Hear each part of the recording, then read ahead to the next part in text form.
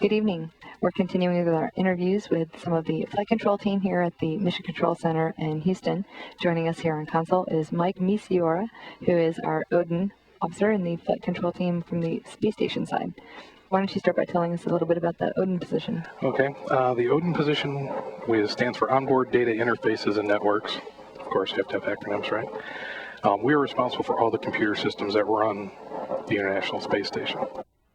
So anything that controls any of the fans, the solar arrays, the comm system, all that is run by our computers. So we maintain all the computers, make sure they're running nominally. We handle all the command paths and things like that. Tell us about your path to becoming an Odin. It's a long and circuitous path, actually.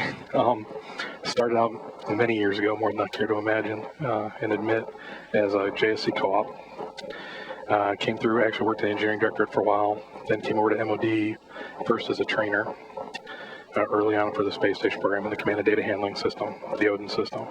Then I went over to be a CIO, a cargo integration officer, for 5 years, and then had the chance to come be an Odin. So I've been doing that for the last 2.5. I know you're proud of your college. Why don't you tell us about your high school and what led you, your academic path to begin? Okay. I went to a small school outside Chicago, St. Joseph's High School. I had a couple of real good math and science teachers there, kind of cultivated, saw the ability in math and science in me, and cultivated that and kind of pushed me towards engineering. Kind of had me considered. I hadn't really considered it at that point. I'd always been a space fan, but never thought about really doing it. That led me to University of Illinois at Urbana-Champaign, where I studied aeronautical engineering. And while I was there, I got the co-op, which led me to JSC, worked in ops for a couple of the tours, and decided mission control is where I needed to be. So kind of that set the path, and it took me a while to work towards that path, and now I'm in my second console position here. Tell us a little bit about what you like the most about your position. Wow, it's not really one thing. It's really never the same. You're watching all the computers. It sounds boring, and it seems to be boring. You would think it would be, but there's always something new and different. A challenge, something to do. And quite frankly, we have a great group of folks that work that console, so that makes it a lot more fun. All of our background positions, all our folks are great. All the other front roomers are all good. So it's a real good group, and that's kind of what led me to become an Odin. You always want to go work with a group of people where you're going to like it. What's the hardest part about your position? The hardest part is when things go wrong, there's a lot of eyes looking at you very quickly.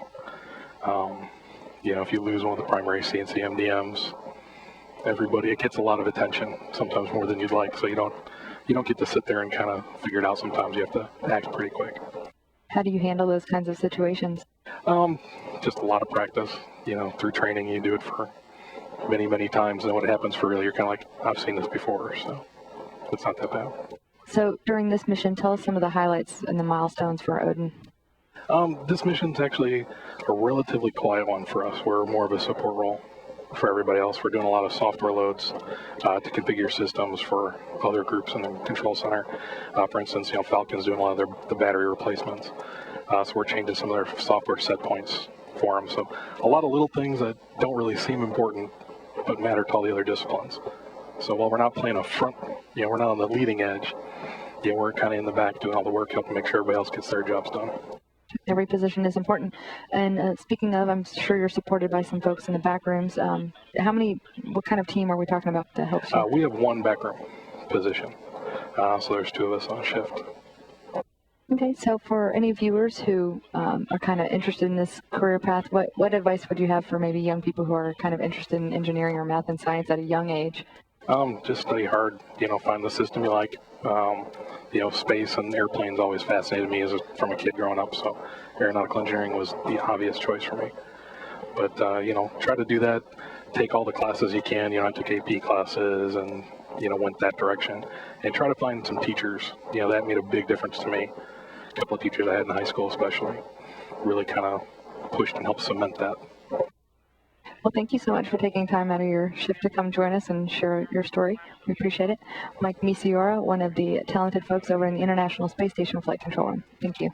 You're very welcome.